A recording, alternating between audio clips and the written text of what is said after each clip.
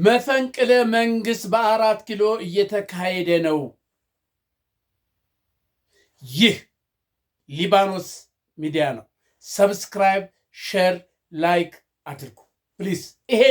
ይሄ ሰበር ነው፣ አስቸኳይ ዜና እንደወረደ አስቸኳይ ዜና ነው እና ይሄንን በትክክል እውነት ከሆነ ሌሎቻችሁ እንድታቀብሉኝ እፈልጋለሁኝ። እና አሁን በ4 ኪሎ መፈንቅለ መንግስት እየተደረገ ነው ያለው የሚባል ወሬ መጥቷል። ይሄው ምንድን ነው?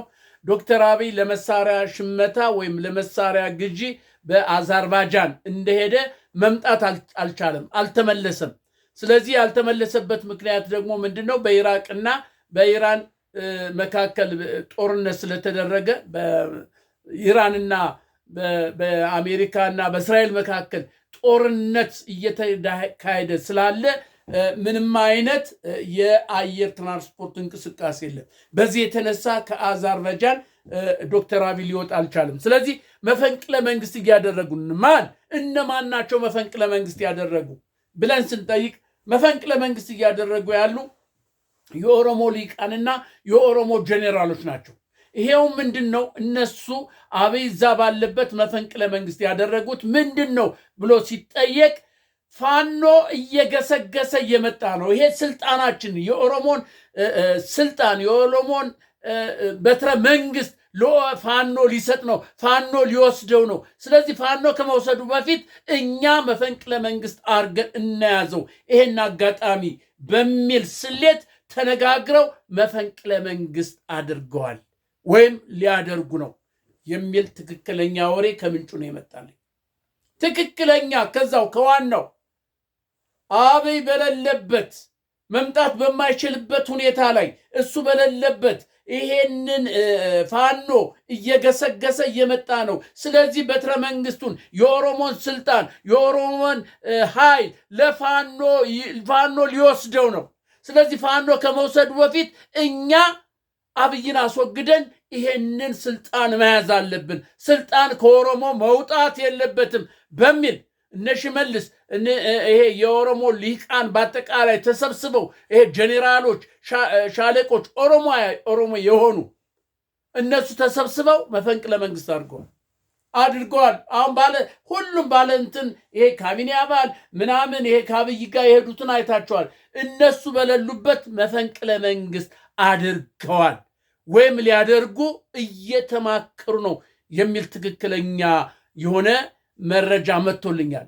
እውነት ነው ወይስ ውሸት ነው? በዛ በ4 ኪሎ አካባቢ ያላችሁ ኢትዮጵያውያን እባካችሁን ትክክለኛ የሆነውን መረጃ አቀብሉን። እንግዲህ በአንድ በኩል ስናየው እውነትነት አለው ብዬ ገምታለሁ። እኔ በእኔ በኩል በአንድ በኩል የዚህን ወሬ ታማኝነት ሊሆን ይችላል። በቃ 50-50 ሊሆን ይችላል። ምክንያቱም ከዚህ በፊት ሲባል ነበረ ፋኖ እየገሰገሰ እየመጣ ነው።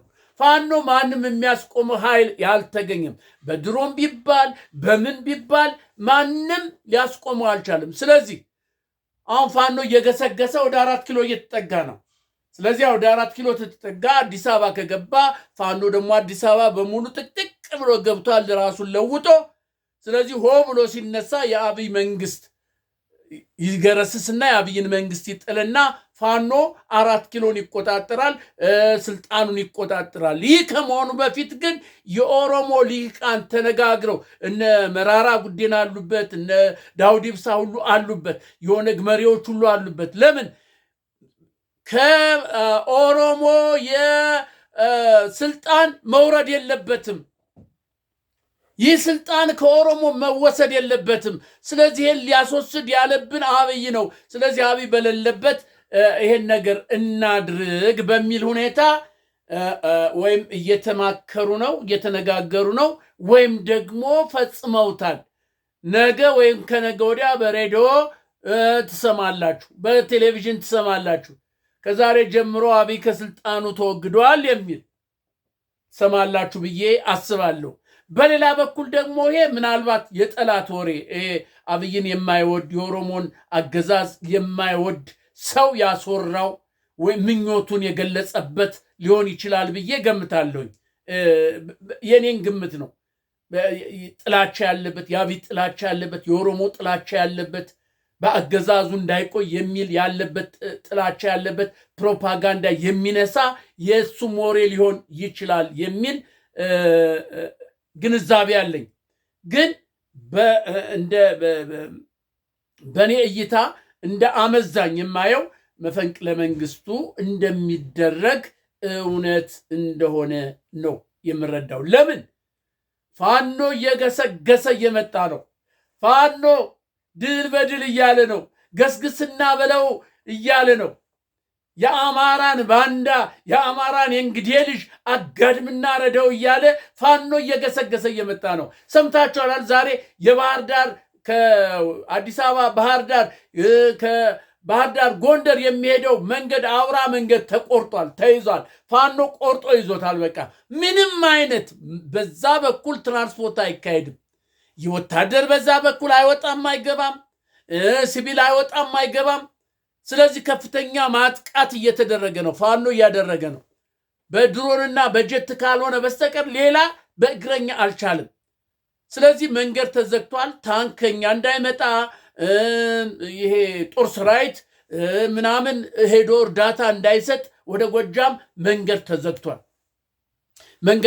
ያ መንገድ ስለተዘጋ ምናልባት ይሄን ያዩ እነዚህ ጄኔራል ሊቃኖች ተሰብስበው ተማክረው ይሄ ነገር እያሰጋ ነው፣ እየገሰገሰ እየመጣ ነው። ይህ ስልጣን ከእጃችን ከወጣ እኛም ተጠያቂዎች ነን፣ እኛም ዋጋ የለንም፣ መውጣትም አንችልም። ስለዚህ ስልጣኑ ከእጃችን ከመውጣቱ በፊት እኛ እናያዘው በሚል እሳቤ እያደረጉት ነው የሚባል ነገር አለ።